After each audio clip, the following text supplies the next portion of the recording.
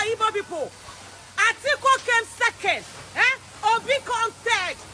But because Igbo people are cloud chasers, now Igbo person go there for your own village. You don't get family house, not even single room. They are all useless. Igbo man can never be president in Nigeria as soon as I leave. Because all they do, they lie, they are manipulators. They are outside, you go see them outside as if they have it. They are the most useless people I've ever seen in my life.